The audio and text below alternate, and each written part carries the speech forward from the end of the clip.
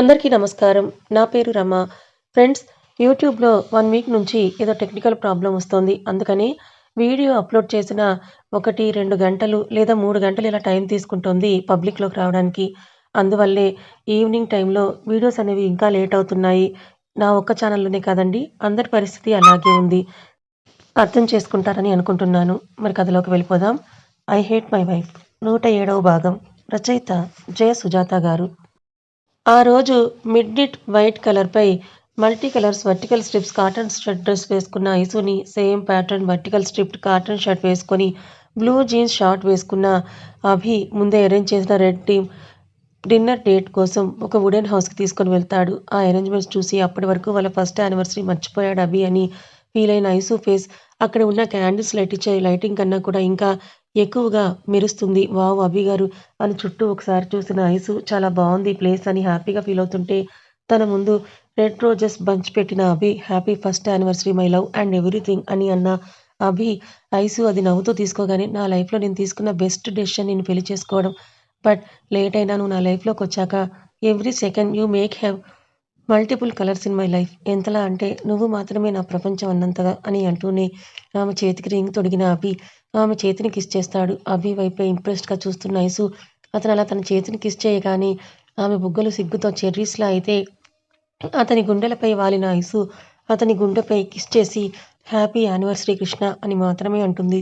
హహ అని గట్టిగా నవ్విన అభి కృష్ణ అని అంటూ మిర్చి నువ్వు కృష్ణ అని పిలిస్తే ఎంత బావుందో తెలుసా? కానీ నాకు కృష్ణుడిలా మాయ చేయడం రాదు కానీ ప్రేమకు ప్రతిరూపమైన ఆయనలా నిన్ను చాలా ప్రేమిస్తా అని ఆమెను డిన్నర్ అరేంజ్ చేసిన టేబుల్ దగ్గరికి తీసుకొని వెళ్లి ఇద్దరూ తమకు నచ్చిన ఐటమ్స్‌తో డిన్నర్ చేస్తారు. పున్నమి చంద్రుడు పసిడి వెలుగులు సముద్రంలో పడుతుంటే నీళ్లలో కాలు పెట్టుకొని కూర్చున్న ఐసు ఒడిలో తల పెట్టుకొని పడుకున్న అభి ఇక్కడితో ఈ ప్రపంచం అలా ఆగిపోతే బావున్ను అన్నంతగా కబుర్లు చెప్పుకుంటూ ఆ నైట్‌ను కరగదీస్తే అనుకున్నట్టుగానే బీచ్ హౌస్‌లో కూడా 2 రోజులు గడిపి మరుసటి రోజు ఇంటికి స్టార్ట్ అవుతారు ఐసు, అభి.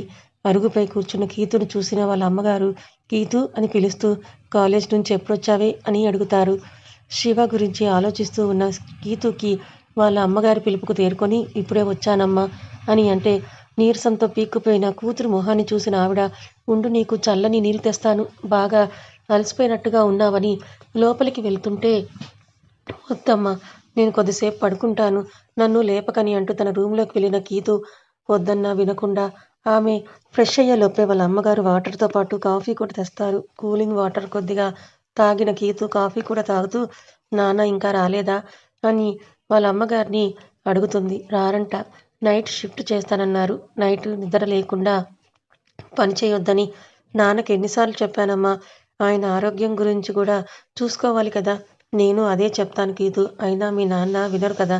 ఉన్న ఒక్కగానొక్క కూతురి పెళ్లి ఏ లోటు లేకుండా ఘనంగా చెయ్యాలి కదా! ఈ ఇల్లు కట్నంగా ఇచ్చిన లాంఛనాల్లో కూడా ఏ లోటు లేకుండా పెట్టాలి కదా! బంగారం చేయించాలి. వీటన్నిటికీ డబ్బులు ఎలా వస్తాయి?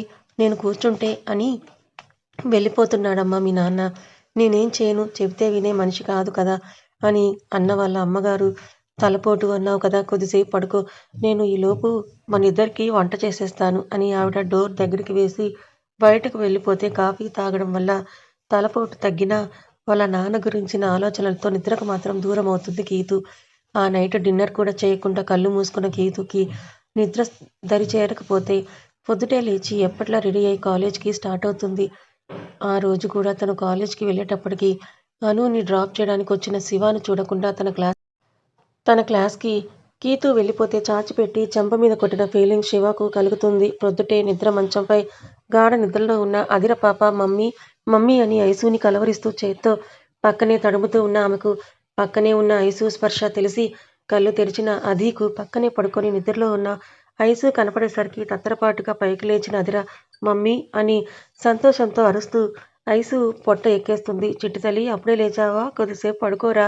ఎప్పు వచ్చి మమ్మీ అని తల మాత్రం పైకి లేపిన అదీ పాప తన చిట్టి పొట్టి చేతులతో కళ్ళ మీద పడుతున్న జుట్టును వెనక్కి తోసుకుంటూ అడుగుతుంది. అదీ పాప ఆ! నా చిట్టి తల్లి నా మీద బెంగ పెట్టుకుందే మాటలు కూడా వచ్చేశాయని ఆమెను పట్టుకొని ఒళ్ళంతా ముద్దులు పెట్టిన ఐసు బిడ్డేటొచ్చాం బంగారం. నువ్వు అన్నయ్య అప్పటికి పడుకున్నారు. అందుకే లేపలేదు. ఒలేయ్ అద్దూ మమ్మీ వచ్చిలా అని పక్కనే పడుకున్న అద్వైత్ వీపుపై బాధిస్తూ వాణ్ణి మొత్తానికి లేపేస్తుంది అదీ పాప. నిద్ర కళ్ళు చేత్తో నలుముకుంటూ పైకి లేచిన అద్దు నవ్వుతున్న ఐసుని చూసి ఐసుమా అని వాడు కూడా నవ్వుతూ ఐసు పైకి దూకుతాడు. జాగ్రత్త పడిపోతారు అని అంటూ ఇద్దరిని ఒడిసిపట్టుకున్న ఐసు అద్వైత్ కూడా ముద్దులు పెడితే ఐ మిస్ యూ మా ఆమెను ఖర్చుకుపోతాడు. హలో మై డియర్ పిల్లలు, ఇక్కడ నేను కూడా ఉన్నా. మీ డాడీని నన్ను మిస్ అవ్వలేదా మీ ఇద్దరు అని అభి విష్ణుమూర్తి పోజులో పడుకున్న అతను వాళ్ళ ముగ్గురిని చూస్తూ అంటే హాయ్ డాడీ అని అంటారే కానీ ఐసుని హత్తుకొని పడుకున్న ఇద్దరు అభి దగ్గరికి రారు. అంతేలే, మీకు ఈ మధ్య డాడీ అస్సలు కనిపించడం లేదురా. మీ మమ్మీ ఉంటే చాలు కదా. ఓకే, మీ జత కచ్చి ఇంకా మీతో నేను మాట్లాడను అని డ్రామాటిక్గా అన్న అభి కోపంగా అటువైపు తిరిగితే no I miss you daddy అని ఇద్దరు కూడా అతని వీపుపై ఎక్కితే అది పాప అభి బుగ్గపై చిట్టిపొట్టి ముద్దులు అద్ది అభి కోపాన్ని పోగొడుతుంది. మిస్టర్ కుల్లు గారు, ఇప్పుడు మీ కళ్ళు చల్లబడ్డాయా? ఏదో కొంచెం సేపు పిల్లలు నా దగ్గర ఉంటే చూడలేకపోయారు కదా అని అంటున్న ఐసు మెడ చుట్టూ చెయ్యి వేసి వెనక్కి లాగిన అభి బెడ్పై అతని పక్కనే వెల్లకిలా పడిన ఐసు పెదవులపై స్ట్రాంగ్ పెక్కిచ్చి ఇప్పుడు బాడీ మొత్తం కూల్ అయ్యింది అని అల్లరిగా అంటున్న అభిపై తిండుతో కొట్టిన ఐసు పిల్లల ముందు ఏంటి ఇది, అస్సలు సిగ్గులేదు అని అంటే నా పిల్లానికి ముద్దు పెట్టుకోవడానికి నాకు సిగ్గేమిటోయ్, కానీ డాడీ షేమ్ షేమ్ మేము చూసేశాంగా అని ఇద్దరూ కూడా రెండు చేతులు కళ్ళ మీద పెట్టుకుని కొద్దిగా ఓపెన్ చేసి వేళ్ల మధ్య నుంచి చూస్తూ అంటారు పిల్లలు కోరస్గా. దాంతో ఐసు అభి వైపే కోపంగా చూడ్డం, నాకేం తెలియదని అభి భుజాలు ఎగరేయడం ఒకేసారి జరగ్గా శోభన్ బాబులా బాగానే ఇమిటేట్ చేశారులే కానీ వెళ్ళి పిల్లలకి స్నానం చేయించండి, నేను కొద్దిసేపు పడుకుంటా. ఓయ్ టైం 9 అయింది, ఇంకా లేవాలి అని అభి అంటుండగానే మొహం నిండుగా దుప్పటి కప్పిన ఐసుని చూస్తూ ఏంటో శ్రీమతికి కొత్త కొత్త అలవాట్లన్నీ అవుతున్నాయి, అది ఈ శ్రీవారి వల్లే అని ఐసు పక్కకు తిరిగి పడుకుంటుంది. డాడీ మాకేం తెచ్చారు లంక నుంచి? చాలానే తెచ్చాం, అవన్నీ తర్వాత చూద్దాం, ముందు బ్రష్ చేసి బయటికి వెళ్దాం అని అన్న అభి పిల్లలిద్దరికీ బ్రష్ చేయించి తను కూడా చేసి పిల్లల్ని తీసుకొని కిందకి వెళ్తాడు. నైట్ ఎప్పుడో వచ్చారు అభి అని సోఫాలో కూర్చొని కాఫీ తాగుతున్న వినయ్ గారు అడిగితే అత్తయ్య కాఫీ అని కిచెన్లో ఉన్న కౌసల్య గారికి చెప్తాడు అభి. నైట్ బాగా లేట్ అయింది డాడీ, మిమ్మల్ని డిస్టర్బ్ చేయడం దేనికి అని రంజిత్ని రమ్మన్నాను ఎయిర్పోర్ట్కి. బుజ్జి ఇంకా లేవలేదా అని హాల్లో వినయ్ గారితో పాటు ఉన్న కేశవ్ గారిని సీతమ్మ గారిని శివను చూసి అక్కడ లేని శ్వేత గురించి అడుగుతాడు. శ్వేతకి వామిటింగ్స్ ఎక్కువ అవుతున్నాయి అని రంజిత్ తనని హాస్పిటల్కి తీసుకొని వెళ్ళాడు. ఓహ్ మమ్మీ కూడా వెళ్ళింది అని అంటున్నప్పుడే కౌసల్య గారు కాఫీతో పాటు పిల్లలకి పాలు కూడా తేవడంతో వాటిని పిల్లలకు ఇచ్చి తను కాఫీ తీసుకొని మరి అలా వాంతులు ఎక్కువగా అయితే బేబీ గ్రోత్కి పర్లేదా అత్తయ్య? కడుపుతో ఉన్నప్పుడు కొంతమందికి అలాగే అవుతాయి అభిబాబు, కానీ ఇప్పుడు వాటికి కూడా మెడిసిన్స్ వచ్చాయంట కదా, వాటి కోసమే వెళ్ళారు అని అన్న కౌసల్య ఐసు లేవలేదా అభి అని అడుగుతారు. లేదత్తయ్య, కొద్దిసేపు పడుకుంటాను అన్నది, పడుకోనివ్వండి అని కాఫీ తాగుతున్న అభి డాడీ విమల్ అంకుల్ ఇక్కడే ఉన్నారా అని అడుగుతాడు. ఉన్నాడు, మళ్ళీ నైట్ ఫారినర్స్తో మీటింగ్ ఉంది, లండన్ వెళ్ళాలంటున్నాడు, వాడితో ఏవైనా పనా? అవును డాడీ, విజయ్ మ్యారేజ్ గురించి మాట్లాడటానికి అని అన్న అభి డల్గా ఉన్న శివను చూస్తాడు. విజయ్ పెళ్లి గురించా? ఎవరైనా తెలిసిన అమ్మాయి ఉందా అభి? హా, తను మీకు కూడా తెలుసు డాడీ అని అన్న అభి కేశవ్ గారి వైపు చూస్తూ మన దక్షని వాడు ఎప్పటి నుంచో లవ్ చేస్తున్నాడు మావయ్య, కానీ దక్ష రీసెంట్గానే గ్రీన్ సిగ్నల్ ఇచ్చింది అని అన్న అభి దక్షకి ఉన్న భయాన్ని కూడా వాళ్ళకి చెబుతాడు. చిన్నప్పుడు ఏదైనా మనసులో నాటుకుపోతే అంతే, దాన్ని అంత ఈజీగా మర్చిపోలేం. యాక్సిడెంట్ అయ్యి తన అమ్మ నాన్న పోతే అన్నం పెన్నం ఎరగని ఆ పసిపిల్ల ఏం చేసిందని అన్న సీతమ్మ గారు నాకు ఆనంద్ తల్లిదండ్రుల పద్ధతి ఏమీ నచ్చలేదు అల్లుడు అని వినయ్తో అంటారు ఆవిడ. వాళ్ళ గురించి నాకు ఈ మధ్యనే తెలుస్తోంది అత్తయ్య అని అన్న వినయ్ ఉండు విమల్ని ఇక్కడికే రమ్మని ఫోన్ చేస్తా అని అంటే ఈ పెళ్లికి దక్ష పెద్దమ్మ పెదనాన్న ఒప్పుకుంటారా అన్నయ్య అని కౌసల్య గారు అంటారు. అందుకే ముందు దక్షను మనం దత్తత తీసేసుకుందాం అంటే ఈ దక్ష ఒప్పుకోవడం లేదు కదా అని కేశవ్ గారు కూడా అంటారు. ముందు అంకుల్ ఆంటీ అభిప్రాయం ఏంటో తెలుసుకోవాలి కదా మావయ్య, వాడెందుకు ఒప్పుకోడు? అభి పిల్లల ఇష్టం కన్నా ఎక్కువ ముందు నువ్వు విజయ్కి ఫోన్ చేసి అందరినీ ఇంటికి రమ్మని చెప్పు, వీడి ఫోన్ కలవడం లేదు అని వినయ్ గారు అనడంతో అభి విజయ్కి కాల్ చేసి ఈ విషయం చెప్పి ఆనంద్కి కూడా చేసి దక్షని కూడా తీసుకొని ఇంటికి రమ్మంటాడు. సరే, వాళ్ళు వచ్చేలోపు పిల్లలు నేను ఫ్రెష్ అయ్యి వస్తామని అభి అంటే పిల్లలకు నేను కింద మా రూమ్లో స్నానం చేయిస్తా, నువ్వు వెళ్ళి ఫ్రెష్ అవ్వు అభి బాబు అని కౌసల్య గారు అనడంతో అభి పైకి వెళ్ళిపోతాడు. నిద్ర సరిపోవడంతో చిన్నగా కళ్ళు తెరిచిన ఐసు డ్రెస్సింగ్ టేబుల్ దగ్గర తలదూకుంటున్న అభిని చూసి ఎక్కడికి వెళ్తున్నారు అభి గారు? టిప్ టాప్గా రెడీ అయ్యారు అని baby pink polo T shirt blue jeans వేసుకున్న అభిని చూసి అడుగుతుంది ఐసు. హీరోయిన్తో డేటింగ్కి వెళ్తున్న మిర్చి ఇలా ఆ అమ్మాయికి నచ్చుతాను అంటావా అని అంటున్న అభిని కింద నుంచి పైకి చూసిన ఐసు బెడ్ దిగి అభి దగ్గరకు వెళ్ళి అతని భుజం చుట్టూ చేతులు వేసి అభి బుగ్గపై గట్టిగా 32 పళ్ళు అచ్చు పడేలాగా కొరికి అభితో గట్టిగా అరిపిస్తుంది. ఇప్పుడు వెళ్ళండి డేటింగ్కి అని ఐసు కోపంగా అంటే, రాక్షసి ఇలా కొరికేశావేంటే?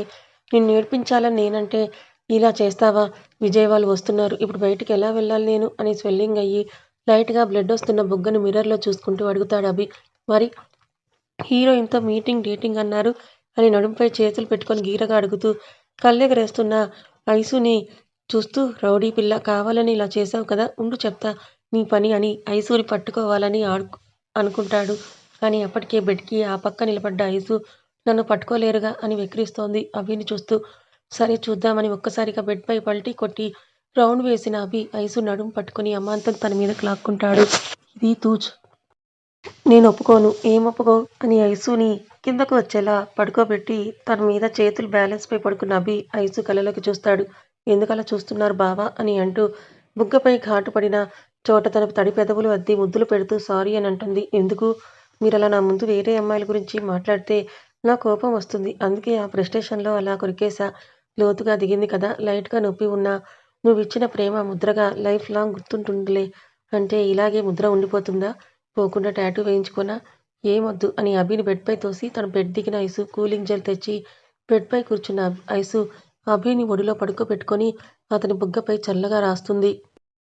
రాసింది చాలు, తర్వాత రెడీ అవ్వు, విజయ్ వాళ్ళు వస్తున్నారు. ఓ పెళ్లి గురించి మాట్లాడ్డానికా అని అంటున్న ఐసు తలపై చేయి వేసి కిందకు లాగిన అభి ఆమె పెదవులు అందుకొని స్ట్రాంగ్ లిప్ కిస్ ఇచ్చి చివర్లో ఐసు పెదవికి ఘాటు పెట్టి త్వరగా వచ్చాయి, నేను కింద ఉంటా అని నవ్వుతూ పరుగున బయటికి వెళ్ళిపోతాడు.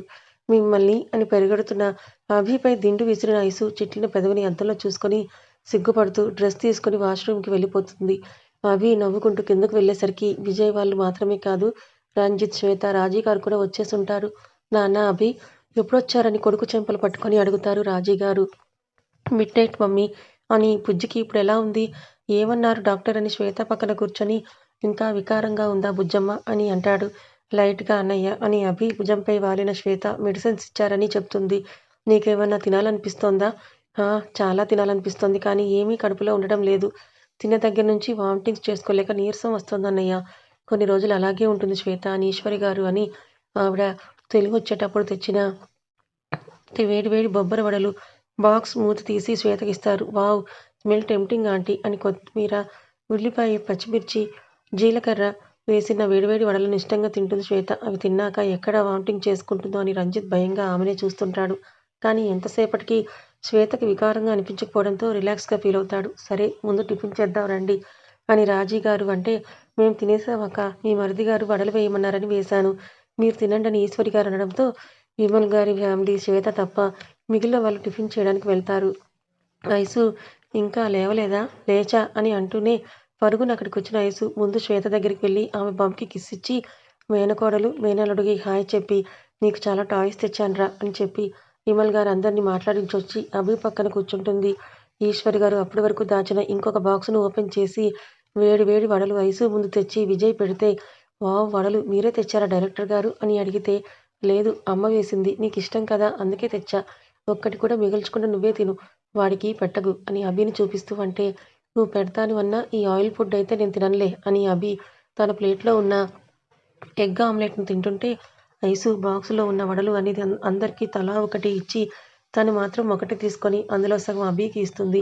కొంచెం తింటే ఏమవ్వదు తినండి, వెయిట్ వచ్చేస్తాను ఐసు, మోసేది నేనే కదా, ఈ మధ్య నీకు బ్యాడ్ వర్డ్స్ ఎక్కువ మాట్లాడుతున్నావు మిర్చి.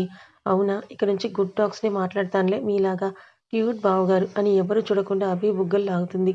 కానీ అది సావిత్రి గారు చూసి ముసిముసిగా నవ్వుకుంటారు. ఐసు వైపు చూసి నవ్వుతూ వడముక్క తిన్న అభి, మీ అన్న ఫేస్ చూసావా డల్గా ఉంది అని అంటాడు. రంజిత్, అన్నయ్య కాదు శివ అని మొహం మార్చుకొని కూర్చున్న శివ వైపు చూస్తారు ఇద్దరు. ఏమైంది ఈ మధ్య సరిగ్గా కాల్ కూడా చేయడం లేదు, ఎందుకు చేయడం లేదో కనుక్కో, ముద్దలు చెల్లివి కదా మీ అన్న బాధ ఏంటో అడుగు, తిన్నాక అడుగుతానులే అని. ఏం చేస్తున్నావే? ఒక ఫోన్ లేదు, మెసేజ్ లేదని టిఫిన్ తింటూనే కీతుకి మెసేజ్ పెడుతుంది ఐసు. చూసినట్టు బ్లూ టిక్ మార్క్ వచ్చిన కీతు నుంచి రిప్లై రాదు. ఏమైంది వీళ్ళిద్దరికీ అని అనుకుంటుంటే కీతు కాలేజ్కి వస్తుందా అని పక్కనే ఉన్న అనుని అడుగుతుంది ఐసు. వస్తుందక్క, కానీ ఎందుకో శివ అన్నయ్య మీద చాలా కోపంగా ఉంది అని మొన్న కాలేజ్లో జరిగిన విషయం గురించి చెప్తుంది అను. గుడ్ మార్నింగ్ అంటూ అప్పుడే అక్కడికి వస్తాడు ఆనంద్. దక్ష ఎక్కడ బ్రో, ఇంపార్టెంట్ క్లాస్ ఉందంట, అది అవ్వగానే వస్తానంది సిస్ అని అందరినీ పేరు పేరున పలకరించి టిఫిన్ చేసే వచ్చానని చెప్పి మూవీ ఎప్పుడు రిలీజ్ విజయ్ అని అడుగుతూ విజయ్ పక్కన సెటిల్ అవుతాడు ఆనంద్. 1 వీక్లో. టెన్షన్గా ఉందా? ఉంటుంది, ఉండకుండా ఎలా ఉంటుంది? ఈసారి మాత్రం మీ చెల్లి గురించి టెన్షన్ ఇంకా పెరిగింది. మొన్న రిలీజ్ ఫంక్షన్కి వచ్చింది కదా, నువ్వు లక్కీ, అందుకే ఈ మూవీ తప్పకుండా హిట్ అవుతుంది అని మంగమ్మ శపథం చేశా, అందుకే గ్యారంటీగా హిట్ అవ్వాలి అని టెన్షన్ అంతే. ఎప్పుడు మొక్కని మొక్కులు కూడా మొక్కుతున్నా అని విజయ్ అంటే అప్పుడే భార్యా విధేయుడు అయిపోయావన్నమాట అని నవ్విన ఆనంద్. ఈ మీటింగ్ మీ మ్యారేజ్ గురించేనా? అవును అని విజయ్ అంటుండగానే అక్కడికి టిఫిన్ చేయడంతో అందరూ వచ్చి కూర్చుంటారు. శ్యామల అందరికీ కాఫీలు తెచ్చి ఇవ్వడంతో ముందు అందరూ కాఫీలు తాగగానే ఏంట్రా అంత అర్జెంటుగా రమ్మన్నావు అని విమల్ గారు అడుగుతారు. అదే, ఎల్లుండి నుంచి నవరాత్రులు స్టార్ట్ అవుతున్నాయి కదా, అమ్మ, నాన్న, అభి, ఐసు జంటను ఊర్లో ఉన్న అమ్మవారి గుళ్ళో పీటల మీద కూర్చుంటారని మొక్కుకున్నారంట. మనందరినీ ఊరికి రమ్మని పొద్దుటే కాల్ చేశారు నాన్న అని అన్న వినయ్ గారు విజయ్‌కి దక్ష అయితే బావుంటుందని కేశవ, నేను అనుకుంటున్నాం. దానికి నీ అభిప్రాయం ఏంటో కనుక్కుందామని పిలిచామని అంటారు. దక్షన, కానీ వాళ్ళ పెద్దమ్మ, పెదనాన్న ఒప్పుకుంటారా బావగారు అని ఈశ్వరి గారంటే, అవన్నీ మనం తర్వాత చూసుకోవచ్చు. ఈశ్వరి, ముందు మీ ఇద్దరి అభిప్రాయం ఏంటన్నది మాకు చెప్పండి. వాడికి నచ్చాలి కదరా! అటు నా మేనకోడలు, ఇటు ఈశ్వరి మేనకోడలు ఉన్నా వాడు వద్దని అంటున్నాడు. మరి దక్షను అని విజయ్ వైపు చూస్తారు విమల్ గారు. ఇంకా చెప్పాల్సిన టైం వచ్చిందన్నట్టు. డాడీ, నేనెప్పటినుంచో దక్షను ప్రేమిస్తున్నా. కానీ తను మాత్రం ఈ మధ్యనే ఒప్పుకుంది. ఇంక మీకిష్టమైతే మేము పెళ్లి చేసుకోవాలనుకుంటున్నాం అని ఉన్న విషయాన్ని క్లారిటీగా చెప్పేస్తాడు విజయ్. కథ ఇంకా ఉంది. ఈ కథ మీకెలా అనిపించింది? నచ్చిందా? నచ్చితే లైక్ చేయండి. మరి కొంతమందికి షేర్ చేయండి. Thank you so much.